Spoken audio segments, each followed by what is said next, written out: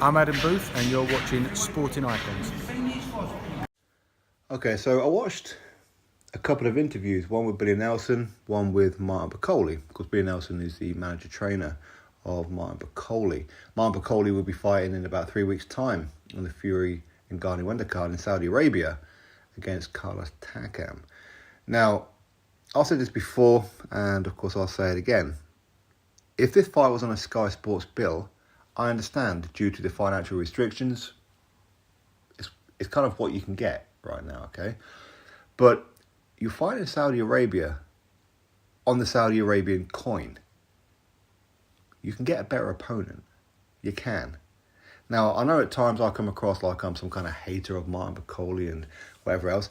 When I know Billy Nelson, he goes running off and crying to people about me and everything like that because I mention and I call him Billy Nosehair Nelson and whatever else. Hey, listen, okay, I'm just messing around.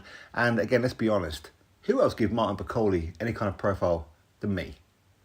Nobody gives Martin Bakole more profile than me. So, Billy, I'd appreciate it. Thank you.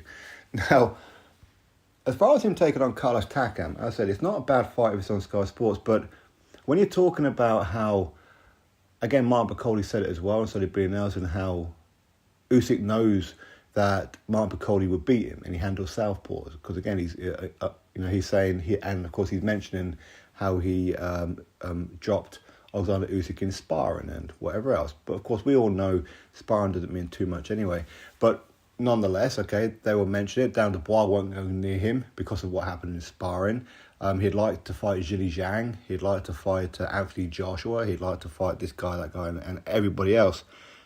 But yet, he's coming out with Carlos Takam. Now, granted, there may be some fighters out there who maybe don't want to fight Martin Bakole because he's high risk, low reward. I think that's probably fair enough to say. But the fact that you're fighting a Carlos Takam who got beaten by Joe Joyce, who got beaten by Joseph Parker, got beaten by Derek Chisora, got beaten by Alexander Povetkin, got beaten by Anthony Joshua, and so forth and so on. This is the best you can come out with. Now, of course, they can kind of draw some kind of comparison and sell it a little bit because obviously Martin Bakole and Carlos Takam beat Tony Yoka. Okay, cool. But that doesn't make it okay, especially when you're fighting on this particular card when you've got a Arslanbek Makhmudov on the very same card. Why didn't you make that fight? When you've got Joseph Parker on the very same card, why didn't you make that fight? Now, I done an interview with Makhmudov and he said that he would fight Martin Bakole. So there's no reason in the world why that fight couldn't have happened, right? Now, for them to talk about how they would do this and they would do that, Martin will do this, Martin will beat him, Martin will do this, Martin will do that. I said, maybe he will, but we need to see it. I don't want empty promises by saying after the Carlos Takam fight that he's going to get a big super fight and whatever else. Listen, hopefully he does, but is it likely? I mean, who's going to foot the bill for it? Who? Who are you really going to fight? I mean, yes, he should be fighting a Wilder. He should be fighting Down the Bar or a Joe Joyce or a Makhmudov or a whoever, okay? He should be fighting these kind of guys because he's been around long enough. He's been shouting around long enough. And as much as there may well be some fighters out there who don't want to fight Martin Bakole, well, there are plenty of fighters out there who would fight Martin Bakole, like a Michael Hunter rematch, for example. Again, you see, you're talking about how Martin Bakole would beat Oleksandr Usyk. Well, Oleksandr Usyk beat Michael Hunter. Michael Hunter beat Martin Bakole. I know the triangle theories don't work, but it still happened. Martin Bakole did get knocked out. So if you get knocked out once, you can get knocked out twice, and 3 times, and 4 times, and so forth and so on. When you fight somebody who actually wants to win. Carlos Takam may want to win, but his body ain't and can't do what his mind wants him to do.